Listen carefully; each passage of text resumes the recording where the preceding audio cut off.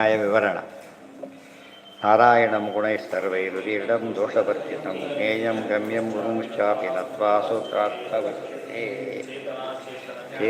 ಚೇತನ ಜಗನ್ನಿಯಂತ್ರಿ ಏನ ಅವೆಲ್ಲ ಏನರ್ಥ ಆಗಲ್ಲ ಇವರು ಮರ್ತೋಗಿರ್ತದೆ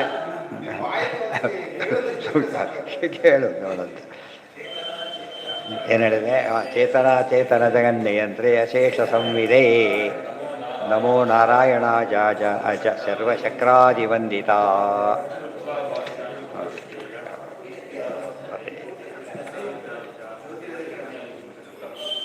ಕರೋಮಿ ಮಂದಬುದ್ಧೀನಾಂ ಬುಧಾನಾಂಚೋಪಕಾರಿಕಾಂ. ದೇವ್ರ ಪ್ರೀತಿ ಅಂತ ಹೇಳಿದ್ರು. ದೇವ್ರ ಪ್ರೀತಿ ಯಾಕಾಗತ್ತೆ ಇವರು ಬರದೆ ಅಂತ ಕೇಳಿದರೆ ಇನ್ನೊಬ್ರಿಗೆ ತಿಳಿಸ್ಕೊಟ್ಟು ಅವ್ರಿಗೆ ಗೊತ್ತಾಗುತ್ತಲ್ಲ, ಅದಕ್ಕೆ ದೇವ್ರ ಪ್ರೀತಿ ಆಗತ್ತೆ. ಹೇಳಿದವ್ರಿಗೆ ಕೊಟ್ಬಿಟ್ರೆ ಪ್ರೀತಿ ಆಗುತ್ತೋ ಇಲ್ವೋ ಗೊತ್ತಾಯ್ತಾ? ಆ ಅರ್ಥದಲ್ಲಿ ದೇವ್ರ ಪ್ರೀತಿ ಆಗ್ಲಿಕ್ಕೆ ಕಾರಣ ಇನ್ನೊಬ್ಬರಿಗೆ ಉಪಯೋಗ ಆಯಿತು ಅಂದರೆ ದೇವ್ರ ಪ್ರೀತನಾದ ಅಂತ ಒಳ್ಳೆ ರೀತಿ, ದುರುಪಯೋಗ ಆಗಬಾರ್ದು. ಅದಕ್ಕೆ ದೇವರು ಹಾಗೆ ಮಾಡಿಸ್ತಾನೆ ಅಂತ ಮಾಡಿರೋದು. ಅದಕ್ಕೆ ನಮ್ಗೆ ಹ್ಯಾಂಗೆ ಪ್ರತಿ ಕೆಲಸ ಎರಡು ಆ್ಯಂಗಲಲ್ಲಿ ನೋಡೋದು. ದೇವರಿಗೆ ಪ್ರೀತಿ, ದೇವರಿಗೆ ಉಪಕಾರ ಅನ್ನಬಾರ್ದು. ದೇವರಿಗೆ ಪ್ರೀತಿ, ಅವನಿಗೆ ಉಪಕಾರ, ಇನ್ನೊಬ್ಬರಿಗಾದ ಉಪಕಾರ ದೇವರ ಪ್ರೀತಿ ಕಾರಣ ಆಗುತ್ತೆ. ಗೊತ್ತಾಯ್ತಾ? ನಮ್ಮ ಹುಡುಗರು ಏನು ಮಾಡಿಕೊಡ್ತಾರೆ, ಖುಷಿ ಆಗುತ್ತೋ ಇಲ್ವೋ? ಸರಿಯಾಗಿ ಫೋನ್ ಮಾಡ್ತಾರೆ, ಭಾಳ ಚೆನ್ನಾಗಿ ನೋಡ್ಕೊಂಡು ಭಾರಿ ಖುಷಿ ಆಯಿತು ಅಂತ ಹೇಳ್ತಾರೆ. ಅದಕ್ಕೆ ರೆಸ್ಪಾಂಡ್ ಮಾಡ್ತಾರೆ. ದೇವರು ಕೂಡ ತೋರಿಸ್ತಾರೆ, ಇನ್ನೊಂದು ರೂಪದಲ್ಲಿ ತೋರಿಸ್ತಾರೆ. ನಮಗೆ ಅರ್ಥ ಆಗಲ್ಲ, ಅವೆಲ್ಲ ಅರ್ಥ ಆಗಿ ಮಾಡ್ಕೋಬೇಕಷ್ಟೆ. ಪ್ರತಿಯೊಂದು ಕೆಲಸನೂ ಹಾಗೆ ದೇವ್ರು ನಮ್ಮ ಆ ದೃಷ್ಟಿ ಇರಬೇಕು. ದೇವ್ರಿಗೆ ಉಪಯೋಗ ಆಯಿತು ಅಂತ ಮಾಡೋದು ಎಂದೂ ಮಾಡಬಾರ್ದು, ನಾವು ಪ್ರಯೋಜನವತ್ವ ಅಂತ. ಆದರೆ ದೇವರು ನಮಗೆ ಅನುಗ್ರಹ ಮಾಡ್ತಾನೆ ಎಂಬುದು ಮುಖ್ಯ. ಅನುಗ್ರಹ ಮಾಡಲಿಕ್ಕೆ ಏನು ಕಾರಣ ಅಂದರೆ ದೇವ್ರ ಪರ್ಪಸ್ ಏನು? ಸಜ್ಜನ ಉಪಕಾರ ಪರಿತ್ರಾಣಾಯ ಸಾಧು. ಅದನ್ನು ನಾವು ಮಾಡಿದರೆ ಯಾರು ಕೆಲಸ ಮಾಡಿದಾಗಾಯ್ತು? ಈಗ ಖುಷಿ ಮಾಡೋದು. ನಮ್ಮ ಕೆಲಸನ ಇನ್ನೊಬ್ಬರು ಮಾಡಿಕೊಟ್ಟು ಅವ್ರ ಪ್ರೀತಿ ಬರುತ್ತಾ ಇಲ್ಲ, ಊಟ ಗೀಟ ಮಾಡಬಾರ್ದಷ್ಟೇ, ಅವೆಲ್ಲ ಮಾಡಿಸಿಟ್ಟು ಬರುತ್ತೆ. ಕೆಲವು ಕೆಲಸ ನಮ್ಮ ಕೆಲಸನ ಅವ್ರು ಮಾಡಿಬಿಟ್ರೆ ಏನಾಗುತ್ತೆ? ಭಾರಿ ಖುಷಿ ಆಗ್ಬಿಡುತ್ತೆ. ಜಾಸ್ತಿ ಮಾಡಿದಷ್ಟು ಭಾರಿ ಖುಷಿ. ಆದೃಷ್ಟ ಆದರೆ ದೇವ್ರ ಕೆಲಸ ಪೂರ್ತಿ ಮಾಡಲಿಕ್ಕೆ ಯಾರಿಗೂ ಆಗೋದಿಲ್ಲ. ಚೂರು ಮಾಡ್ತಾರಲ್ಲ ಅಷ್ಟಕ್ಕೆ ಗೊಡ್ಡು ಅಂದ್ಬಿಡ್ತಾರೆ ಅಷ್ಟೇ. ಎಷ್ಟೊತ್ತು ಪದಾರ್ಥ ಮೇಲೆ ಎತ್ಕೊಟ್ರು ಸಾಕು, ದೇವರಿಗೆ ಅದು ಯಾವುದೂ ಬೇಕಿಲ್ಲ. ಈ ಮಧ್ಯೆ ಸ್ಟಿಲ್ ಏನು ಮಾಡ್ತಾನೆ? ಓ ಕೆಲಸ ಸರಿ ಅಂತ, ಅದು ಕಾರುಣ್ಯ. ಹೋಗಿ ನನಗೆ ಏನೂ ಆಗಿಲ್ಲ, ಇನ್ನು ಕರುಣೆ ಹಾಕಿ ತೋರಿಸ್ಬೇಕು, ಹೋಗೋದ್ರೆ ಮುಗಿದೋಗ್ತಿತ್ತು ಅಷ್ಟೆ. ದ್ವಿತೀಯ ಪಾದ, ತೃತೀಯ ಪಾದ ಅದು ಸ್ವಲ್ಪ ಆಗಿತ್ತಾಗಲೇ. ಎಲ್ಲಿಗೆ ಬಂದಿತ್ತು? ಯಸ್ಮಿನ್ ದ್ಯೌಹು ಪೃಥಿವಿ ಯತಃ ಶಬ್ದ ಉಪನಃಶಬ್ದ ಈಶಾನೋ ವಜ್ರ ಜ್ಯೋತಿ ಆಕಾಶ ಐತಿ. ಅವಿಷ್ಟನ್ನು ಕವರ್ ಮಾಡೋಕ್ಕೋಸ್ಕರನೇ ಹೇಳಿದರು. ವಜ್ರ ಕಂಪನಾತಿ, ಜ್ಯೋತಿ ಜ್ಯೋತಿರಿದ ಕಾರಣ, ಆಕಾಶ ಆಕಾಶದ ತಲ್ಲಿಂಗ ಅಂತ ಈಗೆಲ್ಲ ಬರೋಕ್ಕೆ ಶುರುವಾಯಿತು. ಲಿಂಗಂ ಬಂದರೆ ಸ್ವಪ್ನಾದಿ ದರ್ಶನಂ ಕಶ್ಯ ಐತಿ. ಸ್ವಪ್ನಾದಿ ದರ್ಶನ ಮಾಡಿಸೋನು ಬೇರೆ, ದರ್ಶನ ಮಾಡೋನು ಬೇರೆ. ದರ್ಶನ ಮಾಡೋದು ಯಾರು? ಕನಸನ್ನು ಜೀವ ತೋರಿಸೋದು ಯಾರು? ಪರಮಾತ್ಮ. ದೇವ್ರು ನೋಡ್ತಾನೆ. ಮತ್ತೆ ನೋಡ್ತಾನೆ, ಇವನಿಗೆ ನೋಡೋಕ್ಕೆ ಬರೋದಿಲ್ಲ, ತೋರಿಸೋಷ್ಟು ನೋಡ್ತಾನೆ, ಸೃಷ್ಟಿ ಮಾಡೋಕ್ಕೆ ಬರೋದಿಲ್ಲ. ಇದ್ರೆ ಕನಸು ಒಳ್ಳೊಳ್ಳೆ ಕನಸಾರ ಕಾಣ್ಕೊಂಡಿರ್ಬೋದಾಗಿದೆ, ಅದು ಇಲ್ಲ. ಶಬ್ದೋ ಬ್ರಾಹ್ಮಣ ಐತಿ ಅದಾಗಿತ್ತು. ಯಸ್ಮಿನ್ ದೇವ್ಹು ಪೃಥಿವೀ ಚ ಅಂತರಿಕ್ಷಂ ಓತಂ ಪ್ರೋತಂ ಓತಂ ಪ್ರಾಣಾವೋತ, ಓತ ಪ್ರೋತ ಅಡ್ಡ ಉದ್ದ ಎರಡು ಕಡೆಗೆ ಲಿಂಕ್ ಆದರೆ ಏನಂತ ಕರೀತಾರೆ? ಓತ ಪ್ರೋತ ಅಂತ ಕರೀತಾರೆ. ಹೀಗೂ ಇದೆ ನೂಲು. ವಸ್ತ್ರ ಆಗಬೇಕಾದ್ರೆ ಬರೀ ಜೋಡಿಸಿದ್ರೆ ವಸ್ತ್ರ ಆಗೋದಿಲ್ಲ. ಈ ಜೋಡಿಸಿದ್ರೆ ಎರಡು ಕೂಡ ಒಂದು ಹೆಣಿಬೇಕು, ಅವಾಗ ಏನಾಗುತ್ತೆ? ಅದಕ್ಕೆ ಓತಪ್ರೋತ ಅಂತ ಹೇಳ್ತಾರೆ. ದೇವ್ರು ಹೇಗಿದ್ದಾನೆ ಗೊತ್ತು? ಯಾವ ಕಡೆ ನೋಡಿದ್ರು ದೇವರಿದ್ದಾನೆ. ಬರೀ ಓತಪ್ರೋತ ಆದರೆ ಅಡ್ಡ ಉದ್ದ ಅಷ್ಟಾಯ್ತು ಅಷ್ಟೇ. ಅಡ್ಡ ಉದ್ದ ಅಲ್ಲ, ಅದೇನಿದು ಒಳ ಹೊರಗೆ ಇಂಡಿಯೇಷನು ತನ್ನ ಹೇಳ್ತಾರಲ್ಲ, ಒಳಗೆ ಹೊರಗೆ ಆಕಾಶದಂತೆ ಎಲ್ಲ ಕಾಲಕ್ಕೂ ಪರಮಾತ್ಮ ಜೊತೆಗಿರ್ತಾನೆ. ಅದರಿಂದಾಗಿಯೇ ಆತನ ವ್ಯಾಪ್ತಿನ ಯಾರು ಕಂಪೇರ್ ಮಾಡೋಕ್ಕೆ ಬರೋದಿಲ್ಲ. ದೇವರ ವ್ಯಾಪ್ತಿ ಅಷ್ಟು ದೊಡ್ಡದು. ಎಲ್ಲಿ ಏನೇ ಹೇಳಿದರೂ ಕೂಡ ದೃಷ್ಟಾಂತ ಲಿಮಿಟ್ ಆಗಿಬಿಡೋದು. ದೇವರಿಗೆ ತುಂಬ ಇರುತ್ತದು.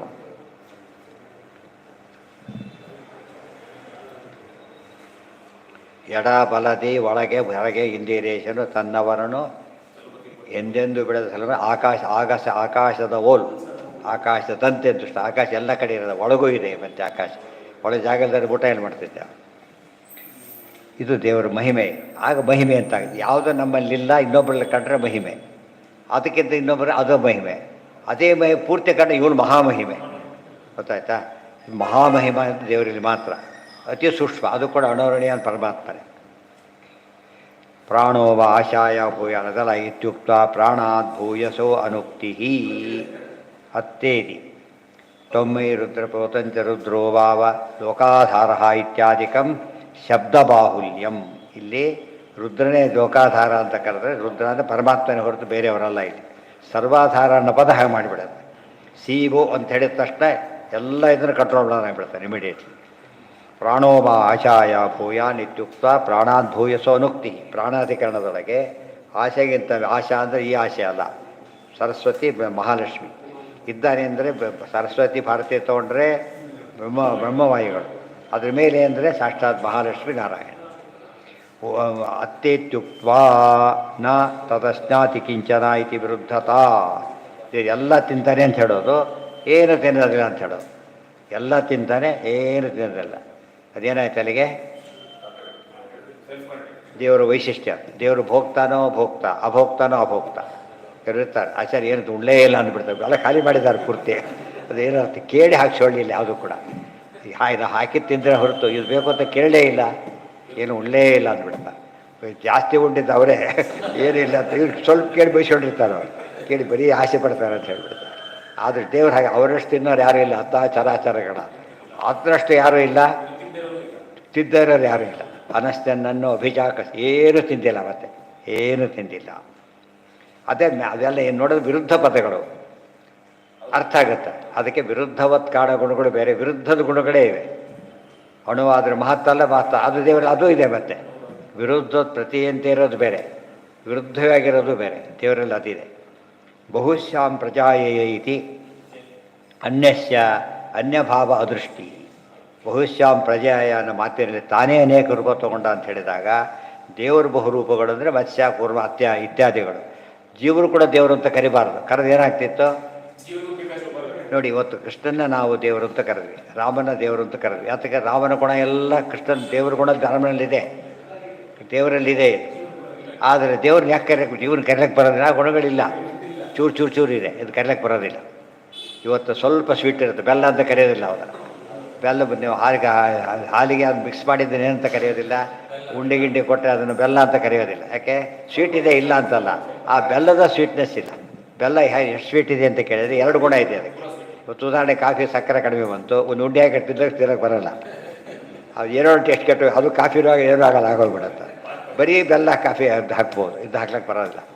ದೇವರು ಪ್ರತಿಯೊಂದರಲ್ಲೂ ಹೇಗಿದ್ದಾರೆ ಅಂತ ಕೇಳಿದರೆ ಅದರ ಅಲ್ಟಿಮೇಟ್ ಆಗಿದ್ದಾನೆ. ಅದು ಅದರ ಅಲ್ಟಿಮೇಟ್. ಇದು ದೇವರ ಮಹಿಮೆ. ಆಗದೆ ಮಹಿಮೆ ಅಂತ ಕರೆಯೋದು ಹೇಗೆ? ಎಲ್ಲರಲ್ಲಿದ್ದರೆ ಮಹಿಮೆ ಆಗೋದಿಲ್ಲ. ಅದು ಏನು ಮಹಿಮೆ ಅಲ್ಲ, ಅದರಲ್ಲಿ ಸಿಕ್ಕರೆ ಮಾತ್ರ ಮಹಿಮೆ. ಯುನಿಕ್ ಆದರೆ ಮಾತ್ರ ಮಹಿಮೆ ಆಗೋದು. ಲಕ್ಷಣ ಹೇಗೋ ಹಾಗೆ ಲಕ್ಷಣ ಕೂಡ ಏನು ಮಾಡಬೇಕು?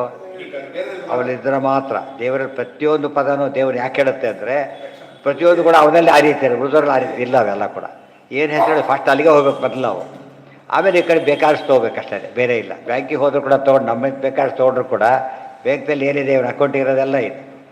ಎಲ್ಲ ತೊಗೊಳಕ್ಕೆ ನಮಗೆ ಶಕ್ತಿ ಇಲ್ಲ, ಯಾಕಂದ್ರೆ ಅದೆಲ್ಲ ನಮ್ಮದಲ್ಲ. ಅದರಿಂದ ಲಿಂಗಾನ ಆ ರೀತಿ ತೊಗೊಂಡವರೆಲ್ಲ ಜೈಲಿಗೆ ಹೋಗ್ಬಿಡ್ತಾರೆ. ಅದ್ರಲ್ಲಿ ತಪ್ಪು ತೊಗೊಂಡ್ಬಿಟ್ಟಾರಲ್ಲ ಔಟ್ ಹೋಗ್ಬಿಡ್ತಾರೆ ಆ ಕಡೆ. ಅಲ್ಲಿಗೆ ಮುಗೀತದೆ. ಯಾವುದು ಬಂತೀಗ? ದಹರೋ ಅಸ್ಮಿನ್ ಅಂತಾರೆ. ದಹ ಸ್ವಲ್ಪ ಜಾಗ ಇರೋದು, ಅದರಲ್ಲಿ ಪರಮಾತ್ಮ ಇದ್ದಾನೆ. ಇದು ದೇವ್ರ ಮಹಿಮೆ ಇದು ಒಂದು. ಅದಕ್ಕಿಂತ ಚಿಕ್ಕ ಜಾಗ ಇಲ್ಲ.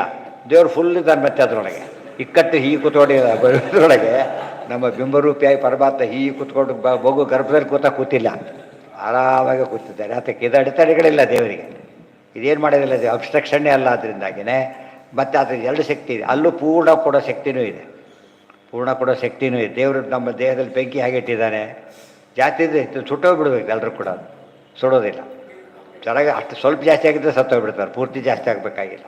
ಇದೆಲ್ಲ ದೇವರ ವಿಚಿತ್ರವಾದ ಮಹಿಮೆ. ಅದಕ್ಕೆ ದೇಹ ನೋಡಿಕೊಂಡ್ರೆ ಗೊತ್ತಾಗುತ್ತೆ. ಬಹುಚಿತ್ರ ಜಗತ್ ಬಹುಧಾಕರಣಾತ್ ಪರಶಕ್ತಿರ್ ಅನಂತ ಗುಣ ಪರಮಃ. ಹಾಂ, ಹೌದೌದು, ಸೂಕ್ಷ್ಮವಾಗಿದ್ದಾನೆ, ವ್ಯಾಪ್ತವಾಗಿದ್ದಾನೆ, ಎಲ್ಲಿ ಬೇಕಾದ್ರೂ ಇದ್ದಾನೆ. ಪ್ರತಿ ಅಡ್ಡ ಉದ್ದ ಹೇಗೆ ಬೇಕಾದ್ರೂ ದೇವರಿದ್ದಾನೆ. ಆ ರೀತಿ ಬಿಡೋದ್ರಿಗೆ ಇರಲಿಕ್ಕೆ ಸಾಧ್ಯ ಇಲ್ಲ. ಚೇರ್ ಮೇಲೆ ಮಲಗಲಿಕ್ಕಾಗತ್ತಾ ನಿಮಗೆ? ದೇವ್ರು ಮಲಗ್ತಾನೆ, ಆಯಿತಾ? ಒಂದು ಚೂರು ಚೂರು ಇದರಲ್ಲೂ ಫುಲ್ ಮಲಗ್ತಾನೆ. ಮತ್ತೆ ಅಲ್ಲಿ ದೊಡ್ಡ ಶೇಷ ಬಂದು ಮಲಗೋದಲ್ಲ. ಅತಿ ಚಿಕ್ಕದಲ್ಲೂ ಮಲಗಿದ ರೂಪ ತೋರಿಸ್ತಾನೆ, ಅತಿ ಚಿಕ್ಕದ್ರಲ್ಲಿ ದೊಡ್ಡ ರೂಪ ತೋರಿಸ್ತಾನೆ. ಇದು ದೇವರ ಮಹಿಮೆ. ಯಾಕೆ ನಮಗೆ ಯಾಕೆ ಆಗಲ್ಲ? ಅದನ್ನು ಆಗಲ್ಲ ಅಂಬೋದ್ರೆ ಒಪ್ಪೋದಿಲ್ಲ ಅಂದ್ಬಿಡೋದು. ಇದು ಪ್ರಾಬ್ಲಮ್. ಇದು ಆಗೋದಿಲ್ಲ ಅಂಬೋದು ನಮ್ಮ ಲಿಮಿಟೇಷನ್. ಒಪ್ಪೋದಿಲ್ಲ ಅನ್ನೋದು ಮೂರ್ಖತನ. ನಮ್ಮಲ್ಲಿ ಇಲ್ಲದ ಗುಣ ಬೇರೆಯಲ್ಲಿಲ್ಲ ಅಂತ ಹೇಳಿದರೆ ದಡ್ತನ. ಆ ರೀತಿ ಮಾಡ್ತಿದ್ದಾರೆ. ದೇವ್ರ ನಂಬಿಸಬೇಕು, ದೇವ್ರ ಪ್ರಶ್ನೆ ಬಂದಾಗೆಲ್ಲ ತಮಾಷೆ ಮಾಡಿಬಿಡ್ತಾರೆ. ಹುಡಿದವ್ರು ಒಬ್ಬ ದೊಡ್ಡ ಕೈ ಬೀಳ್ತಾರೆ, ಏನು ಪೊಯೆಟ್ಟು ಅಂತೇಳಿ. ಎಷ್ಟು ಮೂರ್ಖರಿದ್ದಾರೆ ಅಂದರೆ ಯೋಚನೆ ಮಾಡೋದಿಲ್ಲ. ಅದಕ್ಕೆ ಜಿಜ್ಞಾಸೆ ಅಂತ ಪದ ಉಪಯೋಗಿಸಿದರು. ಜಿಜ್ಞಾಸೆ ಏನಪ್ಪ, ಎಲ್ಲದಕ್ಕೂ ಉತ್ತರ, ಸ್ವಲ್ಪ ಯೋಚನೆ ಮಾಡು, ನಿಂಗೆ ಅರ್ಥ ಆಗುತ್ತೆ ಅಂತ ಹೇಳ್ತಾರೆ. ದಹರಃ ಮುಂದೆ ಹೇಳಿದರು. ಯಾವ ಅನ್ವಾ ದಹರೋ ಅಸ್ಮಿನ್ನಂತರೇ ಆಕಾಶ ತಸ್ಮಿನ್ ಯದಂತಹ ಆಕಾಶ ದಹರ, ಅದರೊಳಗೆ ಪರಮಾತ್ಮ ಇದ್ದಾರೆ, ಅವನ್ನ ಹುಡುಕಿ ಅಂತ ಹೇಳಿದ್ದಾರೆ. ಇತ್ಯನೇನ ಯಾವ ಅನ್ವಾ ಸಾಮಾನ್ಯ ಕೆಮಿಸ್ಟ್ರಿ ಓದ್ತಾರಲ್ಲ, ಸ್ಟಾರ್ಟ್ಗಳು ಕೊಟ್ಬಿಡ್ತಾರೆ, ಐಡೆಂಟಿಫೈ ಅಂತ ಹೇಳ್ತಾರೆ. ಎಲ್ಲ ಬೆಳಗಿರುತ್ತೆ ಅಷ್ಟೇ. ಅದು ವೈಟ್ ಅಂತ ಬರೆದು ಬಿಡ್ಲಿಕ್ಕೆ ಬರೋಲ್ಲ. ಏನೇ ಬೆಳಬೇಕಾದ್ರೆ ಸುಟ್ಟು ಮತ್ತೆ ತಿದ್ದು ನೋಡಬಾರ್ದು. ತಿದ್ದು ನೋಡಿ ಹೇಳಾಗಿದೆ, ಸುಟ್ಟು ದಾರಿ ಸುಟ್ಕೊಂಡ್ಬಿಡ್ತಾರೆ. ಹೇಗೆ ಹೇಳ್ಬೇಕು ಅವನಿಗೆ? ಟೆಸ್ಟ್ ಮಾಡಬೇಕೀಗ, ಯಾವುದ್ರಲ್ಲಿ ಯಾವ ಗುಣ ಇದೆ ನೋಡ್ಬೇಕು. ಅದಕ್ಕೆ ಅದೇನು ಯಾವ ಆ್ಯಸಿಡ್ ಪುಡಿ ಅದು ಕಂಡುಹಿಡಿಬೇಕದು. ಇದೆಲ್ಲ ಆಗ ನಮಗೆ ಈ ಟೆಸ್ಟೆಲ್ಲ ಅಲ್ಲಿಗೆ ಉಪಯೋಗಿಸ್ಬೇಕು. ಸೊ ಅನ್ವೇಷ್ಟವ್ಯ, ಅಲ್ಲಿ ಹುಡುಕ್ಬೇಕು, ದೇವರಲ್ಲಿ ಹುಡುಕ್ಬೇಕಿದೆ. ನಾವು ಇಲ್ಲಿ ಸ್ಟಾಪ್ ಮಾಡ್ಕೊಂಡ್ಬಿಡ್ತೇವೆ. ಆಯ್ತಾ ಬಂತು ಗುಡ್ ಅಂತ ಪಾಸ್ ಆಗಿಬಿಡ್ತಾರೆ. ಅಲ್ಲಿಗೆ ಹೋಗ್ಬೇಕಿದ್ದಾರೆ. ನಿಜವಾಗಲೂ ಕೂಡ ದೇವರ ಅಲ್ಲಿ ವಿಶಿಷ್ಟವಾದ ಭಿನ್ನತೆಯನ್ನು ಹಾಗೆ ಕಾಪಾಡ್ತಾನೆ. ಕೆಲಸ ನಾವು ಪದಕತ್ತೆ ಸಿಹಿ ಹಾಕಿಬಿಟ್ರೆ ಅದನ್ನು ಚೇಂಜ್ ಮಾಡೋಕ್ಕೆ ಬರೋಲ್ಲ. ಬಿಸಿ ಯಾರು ಹೋಯ್ತು ಬಿಟ್ಬಿಟ್ಟ. ದೇವ್ರು ಹಾಗಲ್ಲ, ಏನು ಮಾಡ್ತಾನೆ ಅದನ್ನು ಪ್ರತಿಯೊಂದನ್ನು ನಿಯಮನ ಮಾಡ್ತಾನೆ ಒಳಗಿತ್ಕೊಂಡು. ಆಯಾ ಗುಣಧರ್ಮ ವ್ಯಕ್ತ ಆಗಬೇಕಾದ್ರಲ್ಲ. ಎಲ್ಲ ರೂಪವನ್ನು ಕಲಿಸಿಬಿಟ್ಟ ಎಲ್ಲ ವಸ್ತು ಒಂದೇ ರೀತಿ ಮಾಡೋದಿಲ್ಲ. ಅದೇ ವಸ್ತುಗಳು ಗುಣಧರ್ಮ ಕಾಪಾಡ್ತಾನೆ.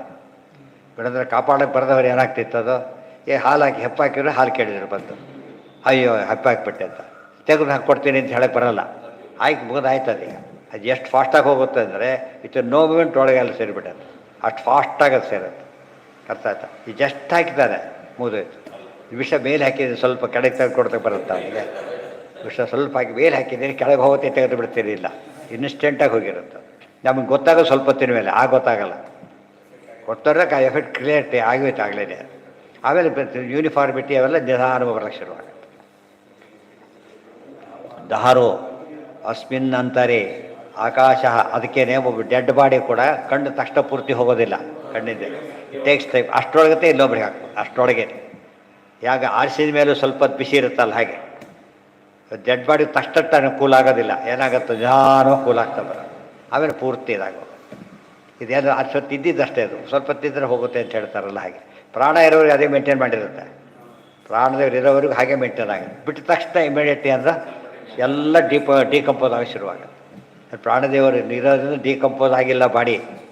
ಇದು ಕೂತವ್ರಲ್ಲ ಆಗ ಬಣ್ಣ ಆಗೋಗ್ಬಿಡ್ತಿದ್ರು. ಕೂತಲ್ಲೇ ಬಣ್ಣ ಹಾಕ್ತಿದ್ರು, ನಿಂತಂತಾನೆ ಬಣ್ಣ ಆಗಿಬಿಡ್ತಿದ್ರು. ಆಗೋದಿಲ್ಲ, ಯಾಕೆಂದ್ರೆ ಅವ್ನು ಹುಡುಕ್ತಾ ಬಣ್ಣ ಆಗದೆ ನೋಡ್ಕೊತಾ ಇದ್ದಾರೆ. ಇದು ಪ್ರಾಣದೇವ್ರ ದೊಡ್ಡ ವ್ಯಾಪಾರ ಇದು. ಜನಕ್ಕೆ ಅದು ಗೊತ್ತಾಗದೇನೆ ಅವ್ರ ಬಾಯಿ ಬಂದ ಬೈಕತ್ತ ಓಡಾಡ್ತಾರೆ. ಮೂರ್ಖತನದ ಕ್ಲೈಮ್ಯಾಕ್ಸ್. ದಹರೆ ತದೇತದಿತಿ ಮನ್ಯಂತೆ ಕಥಂ ನು ತದ್ವಿಜ. ಬೀಳಬೇಕು, ಹೇಗೆ ನಡ್ತಾ ಹೋಗ್ಬೇಕು ಅಂದ್ರೆ ಹೀಗೆ ನೋಡು ಅಂತ ಹೇಳ್ತಾರೆ. ತೇಷಾಂ ಸುಖಂ ಶಾಶ್ವತಂ ನೇತರೇಷ. ಪ್ರಯೋಜನ ಅಂದರೆ ಶಾಶ್ವತ ಸುಖ ಸಿಗುತ್ತೆ ಇದರಿಂದ. ಇತ್ಯುಕ್ತ ಪರ್ಮನೆಂಟ್ ಜಾಬ್ ಸಿಗ್ಬೇಕಾದ್ರೆ ಅಂತ ಹೇಳ್ತಾರಲ್ಲ ಹಾಗೆ. ಪರ್ಮನೆಂಟ್ ಜಾಬ್ ಥರ್ಡ್ ಕ್ಲಾಸ್ ಬಂದವನ್ನ ಎಷ್ಟೊತ್ತೆ ಅಪಾಯಿಂಟ್ಮೆಂಟ್ ನಿರ್ವಹಣೆ ಮಾಡ್ಕೊಂಡಿರ್ತಾರೆ, ಕೊಡೋದಿಲ್ಲ ಅದಕ್ಕೆ. ಆ ರೀತಿ ಸರಿಯಾಗಿ ತಿಳ್ಕೊಂಡ್ರೆ ಮುಕ್ತನಾಗ್ತಾನೆ. ಊರ್ಧ್ವಂ ಪ್ರಾಣಂ ಮುನ್ನಯತಿ ಇತ್ಯಾದಿ ಲಿಂಗಾನಾಂ ಪ್ರಾಣಾದನ್ಯತ್ರ ಅವಕಾಶಾತ್ ರಾಹಿತ್ಯಮಿತಿ ಭ್ರಮಃ. ಏವಮೇವ ಏಷ ಪ್ರಾಣಃ ಇತರಾನ್ ಪ್ರಾಣಾನ್ ಪೃಥಕ್ ಪೃಥಗೇವ ಸನ್ನಿಧತ್ತೆ ಇತ್ಯಾದಿ ವಾಕ್ಯಾದ್ ಭ್ರಮಃ. ಒಂದು ದೃಷ್ಟಿಯಲ್ಲಿ ಪ್ರಾಣ ಗ್ರೇಟ್ ಅನಿಸ್ಬಿಡುತ್ತೆ ನೋಡಿದಾಗ. ಆದರೆ ಬೇರೆ ವಾಕ್ಯ ನೋಡಿದ್ರೆ ಪ್ರಾಣಕ್ಕೂ ಕಂಟ್ರೋಲರ್ ಇರ್ತಾರೆ ಗೊತ್ತಾಗುತ್ತೆ. ಆ ಪ್ರಾಣಕ್ಕೆ ಕಂಟ್ರೋಲರ್ ಇರಲಿಲ್ಲ. ಕಂಟ್ರೋಲ್ ಇಲ್ಲದ ಪ್ರಾಣ ಅಂತ ಹೇಳಿದರೆ ಮುಖ್ಯ ಪ್ರಾಣ ಸಾಕ್ಷಾತ್ ದೇವರು. ಕಂಟ್ರೋಲ್ ಇರೋ ಪ್ರಾಣ ಅಂತ ಹೇಳಿದರೆ ವಾಯುದೇವರು. ಅದು ಯಾರು ಪದ ಉಪಯೋಗಿಸಿ ನೋಡ್ಬೇಕು, ಹಿಂದೆ ಮುಂದೆ ಏನು ಪದ ಇಟ್ಟಿರ್ತಾರೆ. ಆದಿತ್ಯಾದಿ ಜ್ಯೋತಿಷ್ಟ್ವಂ ವಜ್ರ ಶಬ್ದ ಉದ್ಯತಲಿಂಗಂಚ ತಾದೃಗ್ದ್ವಯಂ. ವಜ್ರ ಇದೆ, ಎತ್ತಿ ಹೊಡೆಯೋಕೆ ಹೊರಟ್ಬಿಟ್ಟಿದ್ದಾರೆ. ನೋಡೋದಕ್ಕೆ ಈ ವಜ್ರ ಇದೆ ಅನ್ನಿಸ್ತು. ಅಂಥ ಉದ್ಯತತ್ವ ಅದಕ್ಕಿಲ್ಲ. ಪರಮಾತ್ಮ ಹೇಗಿದ್ದಾನೆ, ನಿತ್ಯೋದ್ಯುಕ್ತ, ಎವರ್ ರೆಡಿ. ಹುಡುಗ ರೆಡಿ ಅಂದರೂ ಅರ್ಧ ಗಂಟೆ ಬೇಕಾಗುತ್ತೆ. ಈಗ ಬಂದೆ ಅಂತ ಹೋಗಿ ಕೂರಿಸ್ಬಿಡ್ತಾರೆ. ಬಸ್ ಎಲ್ಲ ಹೋಗಿರ್ತಾರೆ. ಅದಲ್ಲ, ಎವರ್ ರೆಡಿ ಮೀನ್ಸ್ ಎವರ್ ರೆಡಿನೇ. ಈ ತರ್ತೀನಿ ಗಿರ್ತೀನಿ ಇಲ್ಲ. ಅಮೃತ ಹೋಗ್ಬೇಕಾಯ್ತು, ಓಡಿ ಹೋಗಿ ಅದು ಚಕ್ರ ತರಲಿಲ್ಲ. ಮೋಹಿನ ರೂಪದಲ್ಲೇ ಇರೋದು, ಹಾಗೆ ಚಕ್ರ ಉಪಯೋಗ ಮಾಡಿದ್ದು. ಅದು ಏನಾಯ್ತು, ಇದು ಎಲ್ಲ ಸಹಜ ಆಯ್ತು, ಸಹಜ ಲಕ್ಷಣ. ಯಾರು? ಹಾಂ, ನೀವು ನೋಡಿದ್ದಾಗ ದೇವರು ಅವೇ ಅಲ್ಲೇ ಅಲ್ಲಿ ಡ್ರೆಸ್ ಅಲ್ಲೇ ಹೋಗಲಿ ಆಯ್ತಪ್ಪ ಚೇಂಜ್ ಮಾಡ್ದ. ಇಲ್ಲಿ ಯೂನಿಫಾರ್ಮ್ ಹೋಗಿದ್ದ ಅಂತಂದು ಬೇರೆ ಬೇರೆ ತಲಕ ಇಟ್ಕೊಂಡಿದ್ನ. ಇನ್ಸ್ಟೆಂಟೇ ಮಾಡಿದಾಗ ಏನರ್ಥ, ಅದು ಒಂದು ಇನ್ನೂ ಜಾಸ್ತಿ ಆಯಿತು ಮಹಿಮೆ. ಬರೀ ಚಕ್ರ ತಗೊಳ್ತಾರೆ, ರೂಪನೇ ಬದಲಾಯಿಸ್ಬಿಟ್ಟ. ನೋಡ್ತಲಕ್ಕೆ ಅದು ಗ್ರೇಟ್ ಅಲ್ವಾ ಅದೀಗ. ಆರ್ಸ್ಲಕ್ಕೆ ಬರಲ್ಲ, ಬಿಸಿ ಮಾಡೋಕ್ಕೆ ಬರಲ್ಲ, ಅರ್ಜೆಂಟ್ ಬಿಸಿ ಮಾಡೋಕ್ಕೆ ಸ್ವಲ್ಪ ಕಾಯ್ಬೇಕಲ್ಲ, ಅರ್ಜೆಂಟ್ ದೇವ್ರು ಆಗ ಇನ್ಸ್ಟೆಂಟಾಗಿ ಅದು ಏನದು ಸ್ವರೂಪ ಇದ್ರೆ ಮಾಡಿಲ್ಲದ್ರೆ ಮಾಡೋಕ್ಕೆ ಬರೋದಿಲ್ಲ. ದೇವರ ಮಹಿಮೆ ಅದು ಆಗ ಭಕ್ತಿ ಜಾಸ್ತಿ ಆಗುತ್ತೆ. ಆ ಭಕ್ತಿ ಇನ್ನೊಬ್ಬರು ಅಂಥವ್ರು ಕಂಡ್ರೆ ಆ ಕಡೆ ಶಿಫ್ಟ್ ಆಗುತ್ತೆ, ಇನ್ನೊಬ್ರು ಕಾಣೋದಿಲ್ಲ ಅಂದರೆ ಅಲ್ಲೇ ಉಳ್ಕೊಬಿಡುತ್ತೆ. ಅವ ಯಾರೋ ಜಗಳ ಕಾಡಿದ ಆಮೇಲೆ ಅಂತ ಹೋಗ್ಬೇಡಿ ಆಗಲ್ಲ ನಿಮ್ಮಪ್ಪ ಅಂತ ಅಲ್ಲಿಗೆ ಹೋಗ್ಬಿಡ್ತಾರೆ. ಇನ್ನೊಬ್ರು ದೇವರಿಲ್ಲ, ಏಕೋ ನಾರಾಯಣ ಆಸಿ. ಆದ್ದರಿಂದ ಬೇರೆ ಗತಿ ಇಲ್ಲ, ದೇವರೇ ನೀನೇ ಸರ್ವೋತ್ತಮ ಒಪ್ಪಲೇಬೇಕು. ರಿವೋಟ್ ಮಾಡಲಿ, ತಮ್ಮ ಕೆಲಸ ತಾವು ಮಾಡಿದಾರೆ ಅಷ್ಟೇ. ಅಂತೂ ದೇವ್ರ ಬಗ್ಗೆ ಯಾರು ಆಕ್ಷೇಪಣೆ ಮಾಡ್ತಾರೆ ಅಂತ ದೇವ್ರ ಬಗ್ಗೆ ಆಕ್ಷೇಪಣೆ ಅಲ್ಲ, ಅವ್ರ ಕೆಲಸ ಅವ್ರು ಮಾಡಿದ್ರು ಅಷ್ಟೇ. ರಿಪೋರ್ಟ್ ಮಾಡಿದ್ದಕ್ಕೆ ಮಾಡಬೇಕಾಗಿಲ್ಲ. ಇವತ್ತು ಎಷ್ಟೊಂದು ಕೇಸನ್ನು ತಾವೇ ತೊಗೊಳೋದಿಲ್ಲ, ತಾವೇ ತೊಗೋತಾರೆ ಕೇಸನ್ನು. ಒಂದು ಬೇಸಿಸ್ ತೋರಿಸೋದಕ್ಕೆ ಬೇಸಿಸ್ ಹೊರತು ಅದು ಬೇಕು ಅಂತಿಲ್ಲ. ಅವ್ರು ಕೆಲಸ ಮಾಡಿದ್ದು ಸರಿ ಹೋಯಿತು.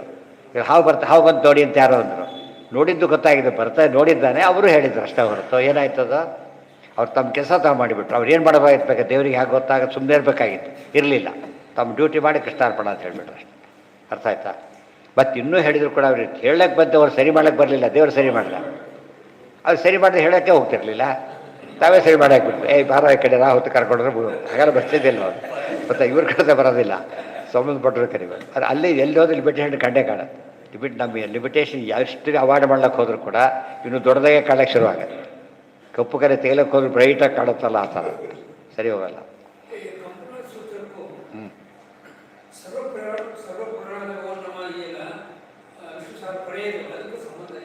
ಯಾವುದಕ್ಕೆ ಪ್ರತಿಯೊಂದು ಸೂತ್ರಗಳು ಒಂದರ್ಥ ಇಂಟರ್ಲಿಂಕ್ಡೆ ಅವು. ಅರ್ಥ ಒಂದು ಮಾತು ತಿಳ್ಕೊಂಡು ಸರ್ವಗುಣಪೂರ್ಣ ಈ ಪದದಲ್ಲಿ ಎಲ್ಲ ಸೇರೋಗ್ಬಿಡುತ್ತೆ. ಹೇಳಕ್ಕೆ ಉಳಿದೆಲ್ಲ ವಿವರಣೆಗಳಷ್ಟೇ. ವಿವರಣೆ ಕಂಪನ ಮಾಡಿಸೋ ಶಕ್ತಿ ಯಾವ ರೀತಿ ಬೇಕಾದ್ರೂ ದೇವರು ಮಾಡಿಸ್ತಾರೆ. ಸರ್ವ ಪ್ರಹರಣ ಆಯ್ತ ನೋಡಿದ್ರು ಸಾಕೋ ಸಾಯ್ತಾ, ದೇವ್ರದ್ದು ಒಂದು ಹೊಡಿಬೇಕಾಗಿಲ್ಲ. ಆತ ಬದುಕಕ್ಕೂ ನೋಟ ಸಾಕು, ಕೊಲ್ಲಕ್ಕೂ ನೋಟ ಸಾಕು. ಆದ್ದರಿಂದ ಪ್ರತಿಯೊಂದು ಗುಣನೂ ಕನೆಕ್ಟೆಡ್ ದೇವರಿಗೆ. ಅದಕ್ಕೆ ದೇವರು ಅಂತ ಕರೆದಿರೋದು. ಇದ್ದೇ ಪ್ರತಿಯೊಂದು ಸೂತ್ರನೂ ಇಂಟರ್ಲಿಂಕ್ಡೆ, ಪ್ರತಿ ಸೂತ್ರ ಕೂಡ ಒಂದೊಂದು ಸೂತ್ರಕ್ಕೆ ಅದೇ ತಿದ್ದಿದ್ದಕ್ಕೆ ಅದು ಸೂತ್ರಾವಳಿ ಆಯಿತು. ಇದು ಎಲ್ಲೋ ಒಂದು ಹಾರದೊಳಗೆ ಎಲ್ಲೇ ಮಣಿ ಇದ್ದರೂ ಕೂಡ ಅದು ಲಿಂಕ್ಡೆ, ಹಾರ ಆಗೋದಿಲ್ಲ. ಗೊತ್ತಾಯ್ತಾ? ಸೂತ್ರ ಮಣಿಹಾರ. ಅಲ್ಲಿಗೆ ನಾಳೆ ಮುಂದಿನ ಭಾಗ. ಇದರಲ್ಲಿ ನ್ಯಾಯವಿವರಣ ರೀತಿ ಓದಿ ಏನಾಗುತ್ತೆ ಅಂದರೆ ಸಿಂಪಲ್ ಕ್ವಶನ್ ಆನ್ಸರ್ ಇದ್ದಾಗ ದೇವ್ರ ಬಗ್ಗೆ ತಕ್ಷಣ ಸುಲಭ ತಿಳ್ಕೊಂಡ್ಬಿಡ್ಬೋದು. ಅಷ್ಟೆಲ್ಲ ಅನುಕೂಲ ಮಾಡಿಕೊಟ್ಟಿದ್ದಕ್ಕೆ ಅವರು ಉಪಯೋಗ ಆಗಿದ್ದಕ್ಕೆ ದೇವರು ಅವ್ರ ಮೇಲೆ ಅನುಗ್ರಹ ಮಾಡ್ತಾರೆ. ಓ